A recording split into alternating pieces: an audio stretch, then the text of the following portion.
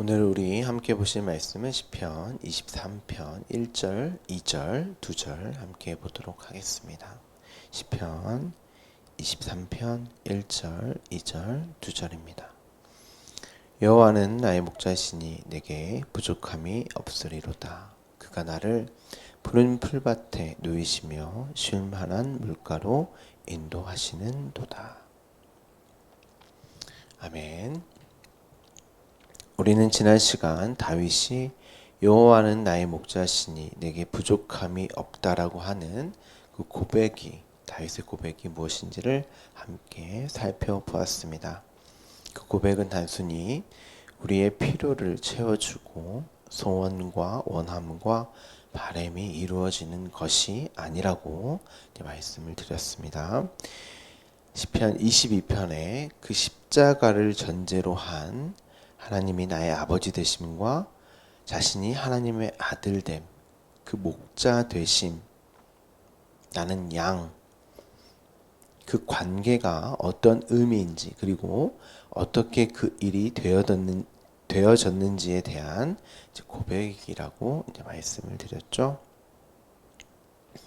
그러니까 이 고백은 단순히 십자가 이후 구원받은 그 이유만을 이야기하는 것이 아니라 자신의 삶 전부를 이끄셨던 하나님의 능력과 힘에 대한 그 사랑에 대한 고백, 모든 것이 합력하여 선을 이루는 나의 아버지의 죽음을 전제로 한 그 십자가에 부어지는 그 넘치는 사랑에 대한, 은혜와 사랑에 대한 진술인 것이죠.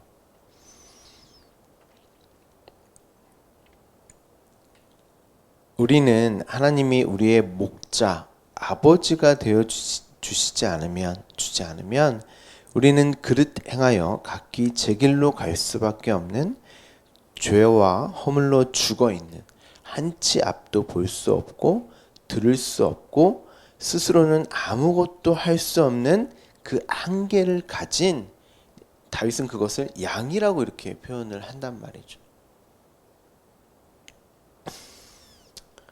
신약의 그 내용을 또 어떻게 표현하냐면, 아무것도 할 수 없는 그 한계를 가지고 있는 나를 어떻게 표현하냐면 육으로 그렇게 표현을 합니다. 성경이 육 이렇게 표현을 하는 것이죠. 그런 한계, 육을 사는 우리에게 포착할 수도 감지할 수도 없는 그 하나님을 목자로, 아버지로 여길 수 있는 방법은 말씀, 율법으로 밖에 줄 수 없단 말이에요, 여러분. 그런데 우리는 그 율법을 통해서 아버지가 누구인지, 내가 누구인지, 또한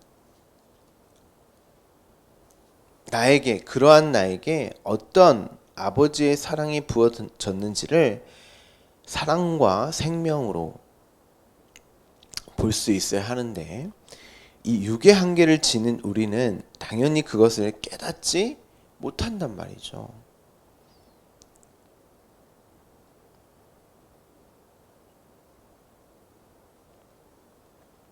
육을 입고 사는 우리는 나를 위해 살 수밖에 없는 거예요.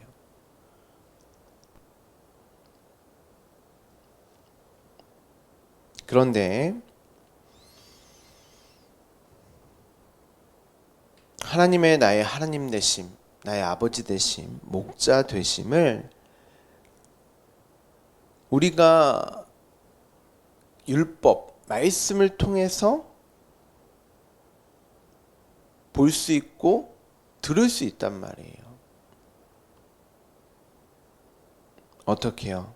그것까지도 하나님의 은혜, 그 은혜의 선물인 믿음, 하나님의 의가 나타나서 믿음으로 말미암아 믿음에 이르게 되었다라는 시작과 마침 전부가 하나님의 작품, 아버지 당신의 힘과 능력으로, 목자 되신 그분의 이끄심으로, 그분 자체가 나의 부족함이 없는 거란 말이에요. 그래서 아버지를, 하나님을, 당신을 육신, 어떻게 오셨어요? 육신을 입고 오셨는데 뭘로? 말씀이신 그분이 육신을 입고 오시는 거예요.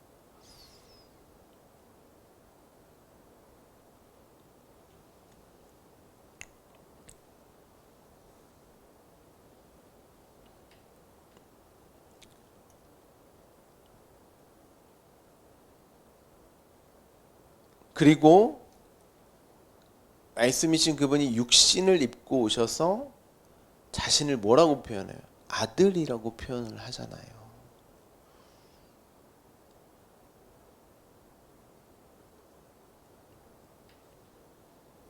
그래서 우리는 지난 시간 요한복음을 통해서 그 아들, 아버지와 아들의 관계를 목자와 양의 관계,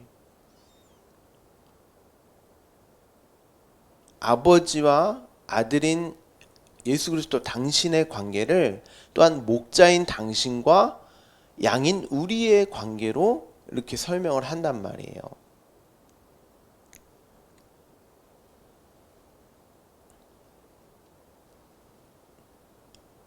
아버지가 내 안에, 내가 아버지 안에, 내가 너희 안에, 너희가 내 안에.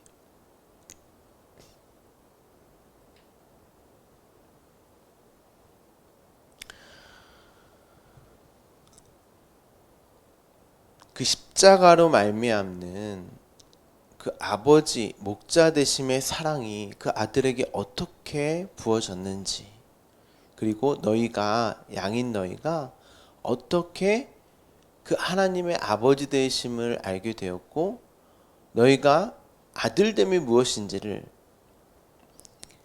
그 아들들에게, 양들에게 부어지는 사랑과 은혜가 무엇인지를 깨닫게 하기 위해서 말씀이신 그분이 이 땅에 내려오시는 거예요. 그게 무엇인지를 가르쳐주고 설명하기 위해서, 너에게 부어진, 그 아들들에게 부어진 사랑이 무엇인지를 알아 하고 가르쳐주기 위해서, 구원과 구원의 현실을 깨닫게 하기 위해서.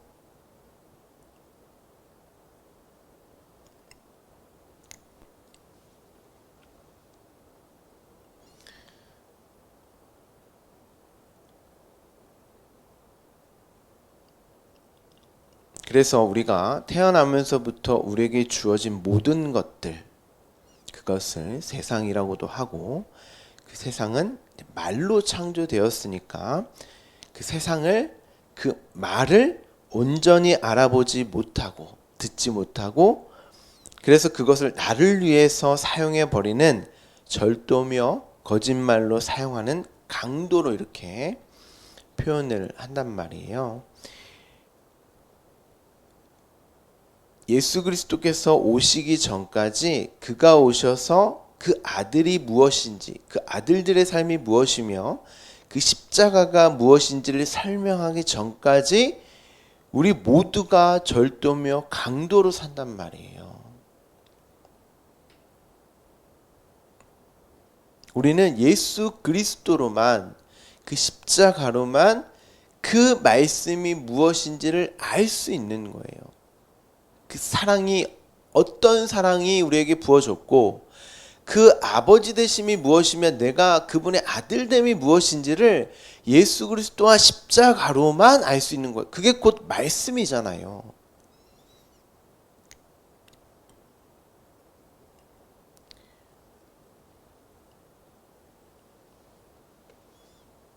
그 절도요 강도가 되어 예수 그리스도가 십자가에 달려 죽으심을, 그러니까 우리는 못 알아먹었으니까, 십자가 이전에 우리는 다 나만을 위해 산단 말이에요. 하나님의 말씀, 이 세상의 모든 것들, 이 육을 비롯해서 나에게 주어진 상황과 환경, 사건들, 어떤 것도 다 좋아. 그게 다 말씀이라니까, 말이라니까요. 그게 나에게 어떤 의미인지를 몰라요. 결국 우리는 모르기 때문에 그러한 것들, 세상의 것들, 세상으로 나를 위해서 산단 말이에요. 그게 절도요, 강도란 말이죠. 그런데 그 절도요, 강도인 우리를 위해서 우리가 되어 저와 여러분이 되어서 예수 그리스도가 십자가에 달려 죽으심으로 또한 우리가 그 안에 함께 죽는다는 그 말이에요. 이게 그 죽음은 곧 나의 죽음이란 말입니다.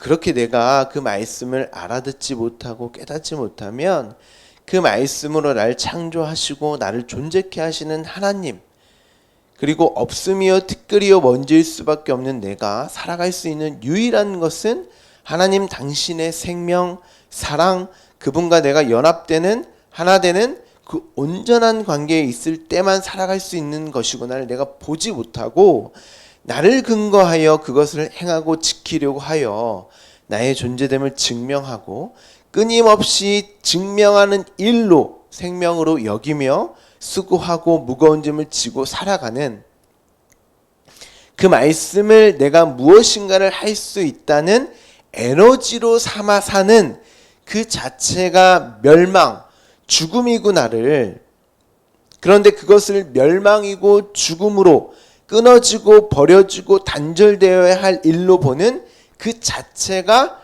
살아남이란 말이에요. 그래서 십자가가 죽음이지만, 내가 부정되고 부인되는 죽음이지만 곧 그거는 나에게 살아남이란 말이에요.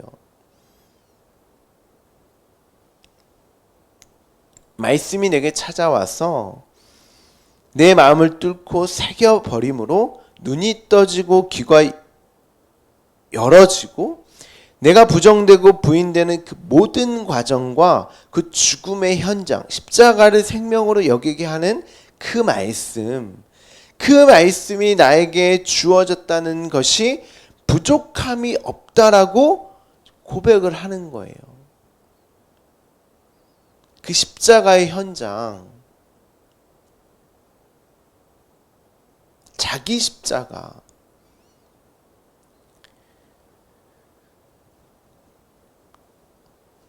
그래서 예수님도 요한복음 어제 우리가 함께 읽었지만 그 십자가에 내가 너희가 되어 너희를 위하여서 목자인 내가 십자가에서 죽는다, 아들인 내가 죽는다. 그 십자가는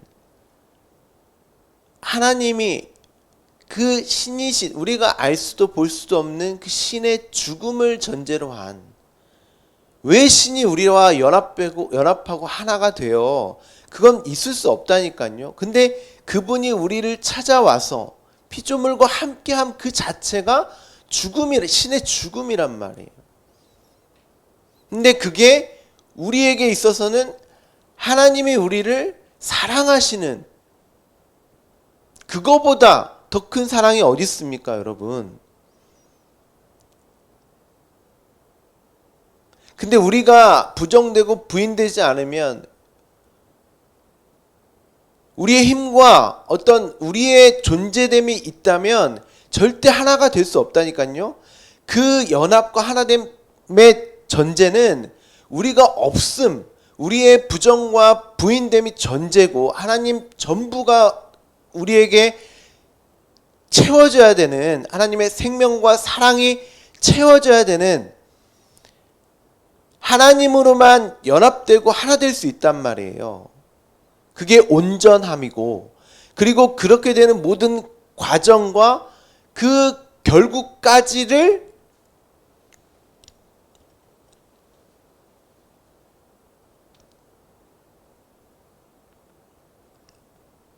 모두 하나님이 다 하셔야 된단 말이에요.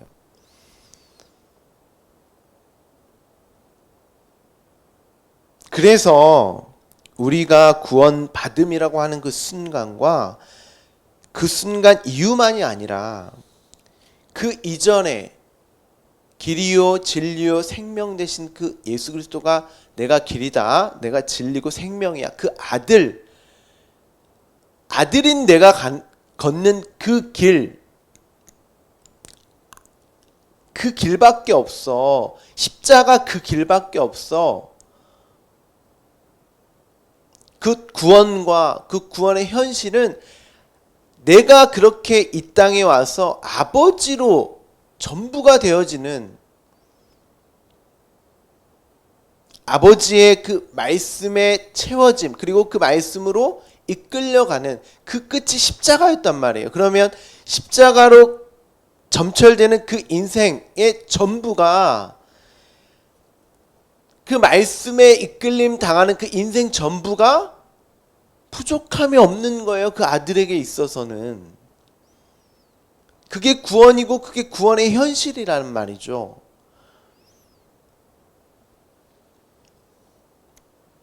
그러면 저와 여러분도 성경의 아들이라 그러잖아요.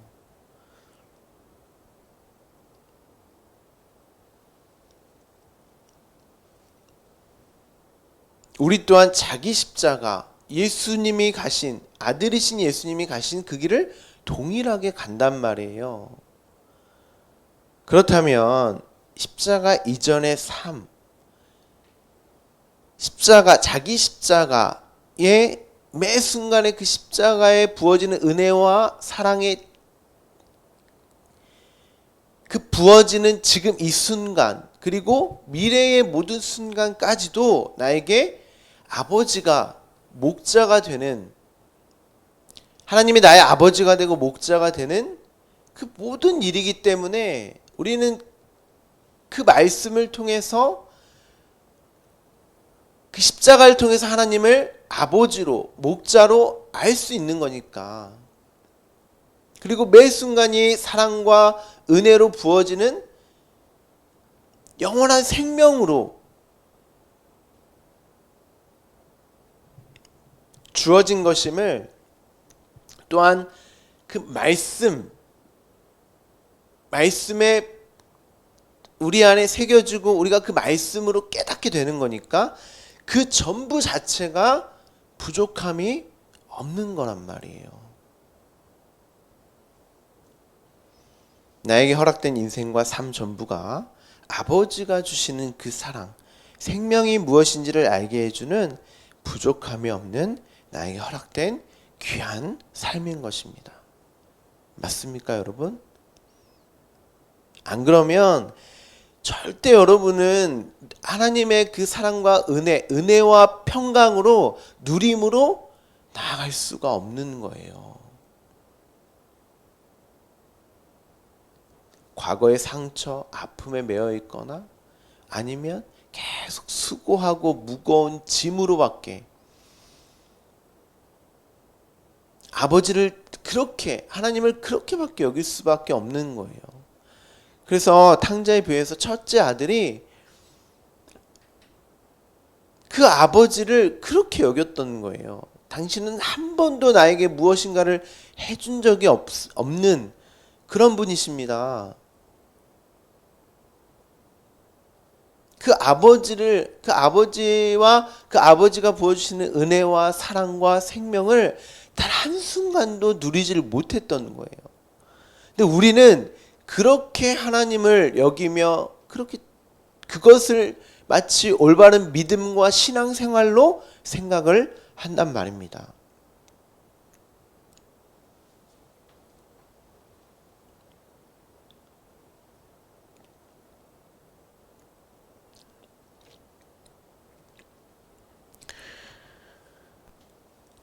생각해보면 여전히 내 선악의 판단으로 그걸 선하기도 하고 악하기도 한 일이에요.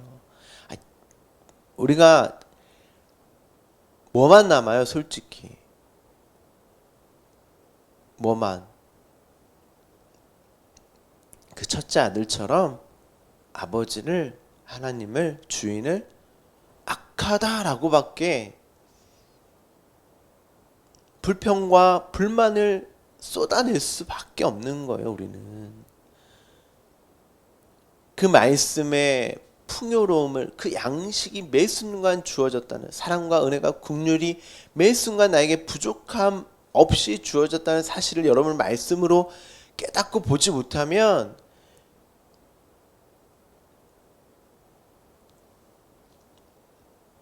하나님을 무섭고 악한 하나님으로 여길 수밖에 없는 거예요. 그게 두려워서 교회 나오고 예배 드리고 내가 그렇게 하지 않으면 나 천국 안 보내줄까 봐. 그래서 어쩔 수 없이 열심히 하게 된단 말이에요. 그게 수고하고 무거운 짐이지 뭐예요, 여러분.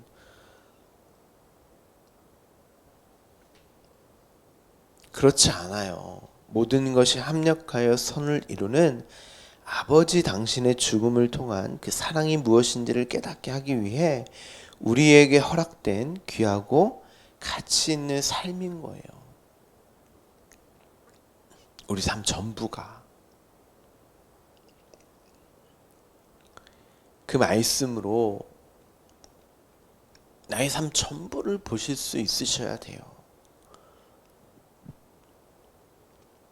여러분의 삶, 지난 과거, 또 매 순간, 지금 나에게 주어진 매 순간, 그리고 앞으로 주어질 그 삶 전부가 귀하고 가치 있는 거예요. 끊임없이 우리에게 부족함 없이 말씀으로 깨닫고 보여주시고 들려주시는 그 사랑과 생명이 매 순간 부어지는 그러한 삶이니까. 아버지를 아버지로 내가 당신의 아들됨이 확인되는 과정이며, 사실 그것은 이미 십자가에서 완성된 일이니까. 그래서 여러분은 말씀을 아셔야 되는 거예요. 말씀의 사활을 거셔야 되는 거예요. 그리고 그 말씀을 끝없이 나에게 들려줘야 되는 거예요.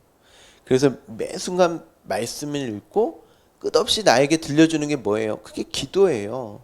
그리고 그래서 시편을 보시면 계속 반복해서 나와요. 내용이. 다윗이 그리고 시편의 기록자들이 계속 끊임없이 자기 자신에게 들려줬던 거예요. 그래서 그것을 또한 찬송이라고도 하는 거예요.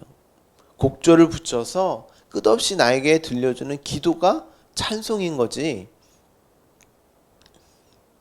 요즘 보면 찬송이 다 그냥 마음의 어떤 감동, 감격, 어떤 흥분됨, 이렇게 찬양을 알고 있으니까 막 뛰고 내가 눈물 흘려야 되고,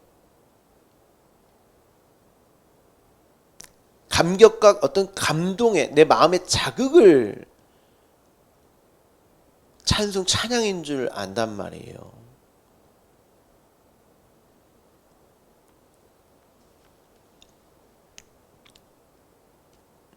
여러분, 그 말씀을 여전히 나를 위한 것으로 절도요, 강도, 거짓말로 가지고 있으면 그게 멸망이고 그게 죽는 거예요. 우리가 어제 요한복음을 통해서 확인해 봤잖아요. 생명으로 볼 수 있는 그 말씀을 늘 확인하셔야 됩니다. 정말 내가 그 말씀을 가지고 있는가? 그 말씀이 나에게 주어졌는가? 내가 그 말씀을 내 인생과 삶을 이해하고 해석하고 바라보고 있는가? 그 말씀으로. 아니면 그 말씀의 표피, 껍데기, 율법으로 자신의 힘과 능력을 가지고 이 꿈과 같은 역사에서 경쟁하며 왕노릇하며 사는 멸망받는 죽은 자의 모습으로 살고 있는가를 끊임없이 고민하셔야 하는 것입니다. 그래서 말씀을 매 순간 진지하게 여기며 보셔야 하는 거예요. 우리는 하나님 아버지의 사랑을 십자가에서만, 예수 그리스도와 십자가로만 확인할 수 있습니다. 그래서 모든 성경의 말씀이 예수님께서 나에 관하여 기록된 말씀이야. 예수 그리스도와 십자가만으로 그 예수 그리스도에 관한 말씀으로, 그 아들에 관한 말씀으로 우리는 볼 수 있어야 되고, 저와 여러분이 아들이니까 이 모든 말씀은 저와 여러분의 말씀인 거야. 그래서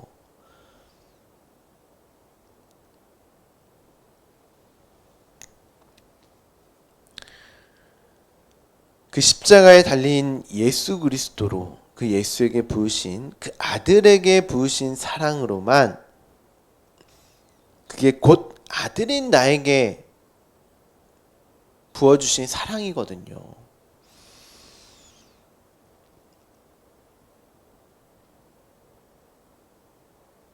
그 사랑을 알 수 있는 것입니다. 그런데 그 사랑이 부어지면 부어질수록, 그 생명이 내게 채워지면 채워질수록 우리는 이 역사 속에서, 삶 속에서 오히려 더 힘들고 고통스러운 고난과 아픔으로 감지할 수밖에 없는 거예요. 나는 내 마음대로 나를 위해서 사는 이 육을 입고 있으니까, 내가 부정되고 부인되어져야만 하는 거니까, 내 힘과 능력이 아닌 하나님을 믿는 믿음, 하나님을 의지하고 의존하는 그 믿음으로만 살아야 하니까, 그러면 나에 대한 신뢰, 나에 대한 믿음이 점점 삭제되어져 가는 거예요. 그게 자기 십자가라니까요. 예수님께서 너희가 자기 십자가를 지고 나를 따르라,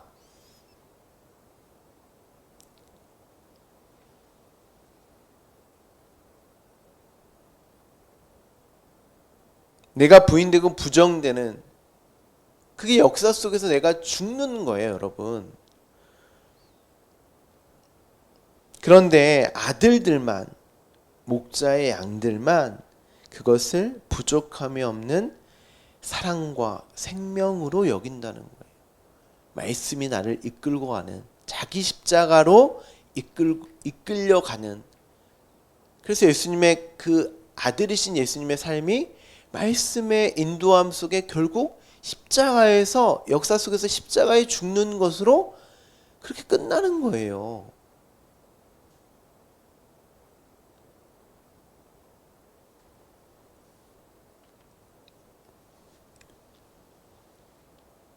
그 모든 일이 이루어지는 그곳을 하나님 나라라고 하는 거예요. 그래서 하나님 나라는 저와 여러분이 하나님 나라예요.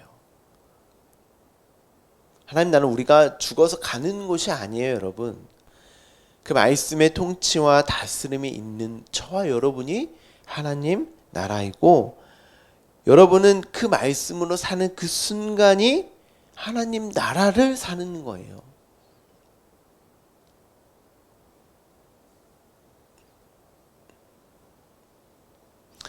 그런데 이 역사 속에서 그 나라의 삶이 행복으로, 부족함이 없는 것으로 여겨지지 않으면 여러분은 육의 생명이 끝나고 이제 우리가 영원으로 영원히 존재할 그 말씀으로, 그래 요한계시록 보면 우리를 말씀이라고 한단 말이죠. 그 말씀으로 존재할 그 나라를 하나님 나라 천국으로 살 수가 없는 거예요. 그래서 제가 계속 강조하여서 말씀드리는 거예요. 여러분, 그 누림이 있으셔야 됩니다. 그 말씀의 통치와 다스림이 무엇인지를, 하나님 나라를 사는 것이 무엇인지를 여러분 지금 이 순간 그 말씀으로 보셔야 되는 거예요 라고 말씀을 드리는 거예요. 그냥 수고하고 무거운 짐이 아니라 끝없이 나를 증명해야 되는,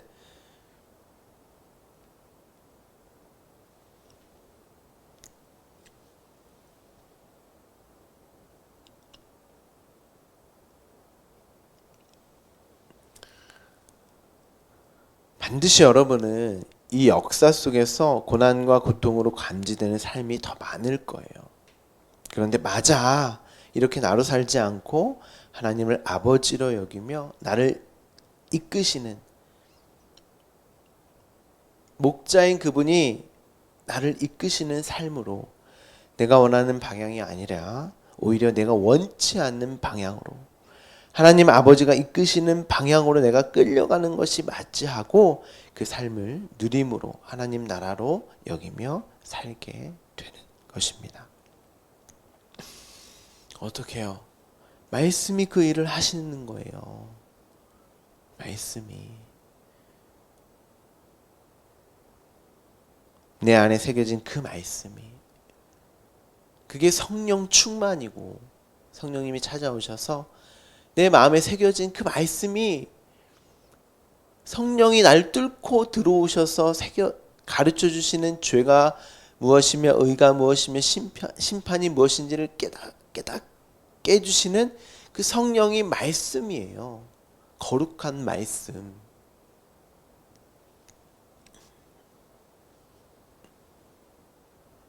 그게 성령 충만이고,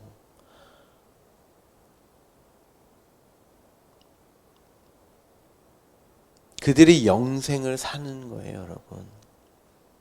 영생을. 매 순간 그 말씀으로 사는 그 삶 자체가 영생이에요. 그 말씀은 당연히 하나님과 하나님이 보내신 자 예수를 아는 것이고, 하나님, 당신이 나의 하나님 되심, 아버지 되심, 내가 그 아들됨이 무엇인지를 예수 그리스도를 통해서만 알 수 있으니까 그것을 아는 것이 영생이다. 이렇게 성경이 말씀을 하잖아요. 거기서 내가 할 수 있는 것은 아무것도 없죠. 나는 그냥 두 다리 쭉 뻗고 누워서 하나님이 부어주시는 은혜와 사랑으로만 살면 돼. 내가 수고하고 무거운 짐으로 내 힘과 능력으로 끊임없이 나의 존재됨과 살아감을 증명하는 삶이 아니라 이제 내가 하나님이 이끄시는 방향대로 가면 되는구나 하고 하나님께 나를 맡겨버리는 삶을 살게 되는 것입니다. 그게 오늘 본문에 그가 나를 푸른 풀밭에 누이시며 쉴만한 물가로 인도하시는 도다. 여기서 푸른 풀밭은 간단히 설명을 드리면, 다윗이 사울이 자신을 죽이려고 하자 사무엘을 찾아가요. 다윗이 그 사무엘과 함께 머물렀던 그 장소, 거기가 이제 나요시라고 하는 곳인데 그렇게 설명이 돼요. 이 푸른 풀밭이 나요시예요. 그 단어예요, 여러분. 사무엘 19장 20장에서 이 나요이라고 하는 장소가 이제 등장을 하거든요. 사무엘은 하나님의 말씀을 받아 대언하였던 선지자, 마지막 사사였어요. 사사기에서 어떨 때만 이제 태평성대가 주어져요. 그 사사들이 통치하고 다스렸던 시기에만 태평성대가 이제 주어지잖아요. 평강이 주어진단 말이에요. 그 사사들, 이스라엘 백성들 모두가 형편 없었음에도 불구하고 그들의 자격과 조건, 행위나 어떤 행실로 태평성대가 주어진 것이 아니라, 사사는 예수 그리스도를 모형하고 상징하는 인물들이니까 그로 말미암는 구원, 그리고 구원의 현실이 예수 그리스도로 말미암아 주어지는, 값없이 은혜로 주어지는 평강이다를 태평성대로 주어짐으로 설명하고 있는 거예요. 사사기에서. 그 말씀, 예수 그리스도로만 주어지는 것이라는 것을 다윗이 사무엘과 함께 머물렀던 나옅, 그 평강, 이 주어지는 그 장소를 나옅으로 이렇게 사무엘 19장 20장에서 기록하고 있고, 다윗은 그 평강이 주어졌던, 예수 그리스도로 말미암아 주어졌던 그 평강, 말씀을 누렸던 그 순간을 푸른 풀밭으로 이렇게 표현을 하고 있는 것입니다. 사무엘과 함께 머물렀던 그 장소.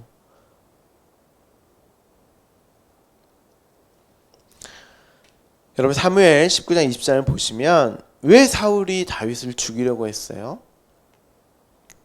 악한 영이 사울을 장악하잖아요. 그 악한 영이 악한 말, 왜곡되고 곡해되어진 말, 거짓말, 절도요, 강도들이 가진 말이란 뜻이에요, 그게. 사울이 자신이 왕이었는데 뭐 때문에 다윗을 죽이려고 합니까? 자신을 다윗을 만만이라고 하니까 그 말을 가진 자는 자신이 늘 왕이 되어야만 하거든요. 늘 고지 꼭대기에 올라 있어야 하거든요. 그걸로만 자신이 살아있다고 느낄 수 있으니까. 끝없이 그 말로 증명해야 되니까.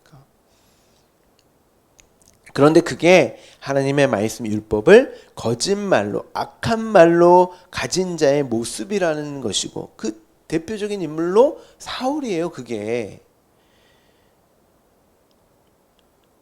그 말을 가진 세상의 왕, 곧 유대주의 율법주의의 세상에서 나와서 하나님의 온전하신 말씀을 가지고 있는 사사 사무엘과 함께 머무는 그곳이 푸른 풀밭, 그 평강이 주어지는 그 장소였단 말이에요. 다윗에게 있어서.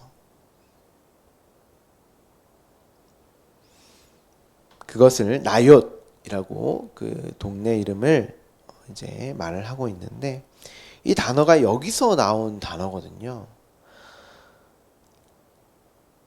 다윗이 그 곳에서만 그 말씀으로만 두 발을 쭉 펴고 누울 수 있었다는 거예요.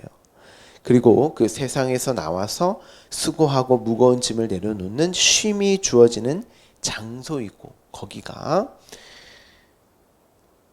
이제 오늘 본문을 보시면 이제 물가라고 이제 표현을 하고 있는데, 성경에서는 물가가 어떻게 표현되고 그려져요, 여러분?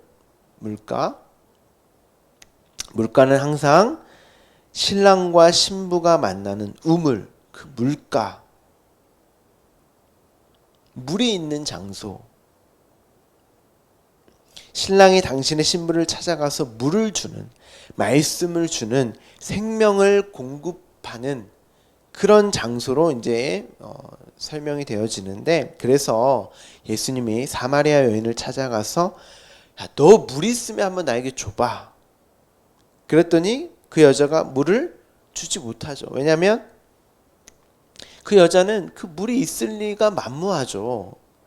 그 생명, 말씀이 있을 리가 만무하죠. 그래서 말씀이신, 신랑이신 예수님이 찾아가는 거예요. 예수님이 5 남편의 이야기로 끌고 가시죠. 너 그 남편으로, 5 남편으로 너 생명으로 물로 여기며 살았지만 늘 목마름으로 물 없는 삶으로 살았잖아.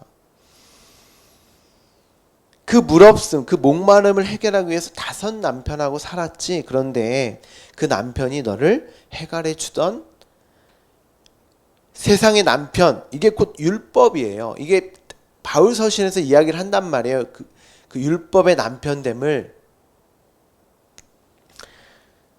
너는 그 남편으로, 율법으로는 존재할 수 없고 살아갈 수 없어. 끝없이 목마를 거야. 진짜 남편인 나 예수 그리스도, 말씀으로, 그 생명으로만 살아갈 수 있다는 것을, 그 물을 가진 남편, 아니 물이 되신 그 남편이 너의 남편이 되었을 때만, 목자가 되었을 때만 다시 목마르지 않을 수 있단다 하고 그 여인을 물가로 이끄시는 것이죠. 예수님이 마르지 않는 물을 가진 신랑이니까 자신의 품으로 이끄는 거예요. 그게 연합됨이고 그게 하나됨이란 말이에요, 여러분. 그 신랑과 연합된, 신부된 우리, 바로 이것이 쉴만한 물가로 인도하시는 도다, 이 말인 것입니다. 그러니까 성경은 모두가 다 예수 그리스도와 십자가, 생명의 말씀, 진리의 말씀만을 이야기하는 것이죠. 여러분은 여러분의 인생, 삶 전부가 부족함이 없는, 오늘도 매 순간이 하나님의 아버지 되심과 우리의 아들됨, 끝없이 우리에게 그 말씀으로 끝없이 우리의 이 역사 속의 목마름을 해결해 주는 그 생명의 생수로, 그 생명의 말씀으로 부족함이 없는 것으로 그렇게 여기며 살아가고 계십니까?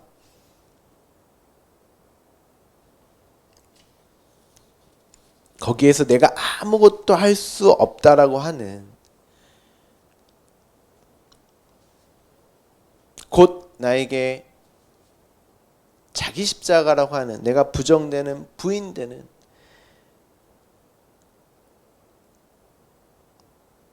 하지만 그것을 푸른 풀밭에 누이시며 두 다리 쭉 뻗고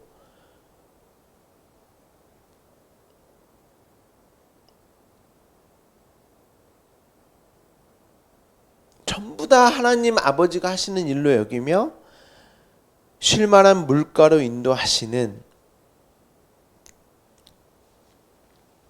그러한 삶으로 여기고 계십니까?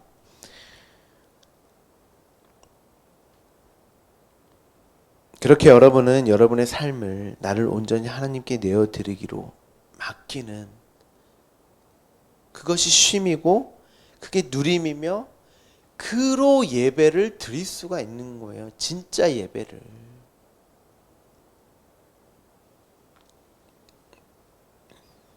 그리고 또한 자유함으로 하나님 나라를 살 수 있는 것이죠.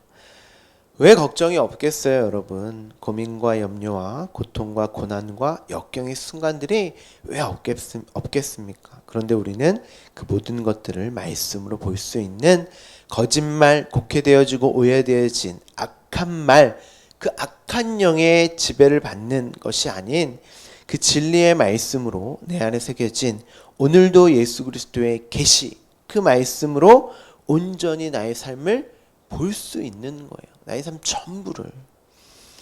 여러분에게 그 일이 속히, 아니 지금 일어나고 있으므로 위로와 위안이 되기를, 은혜와 평강이 충만하기를 간절히 소망합니다. 우리 함께 기도하겠습니다.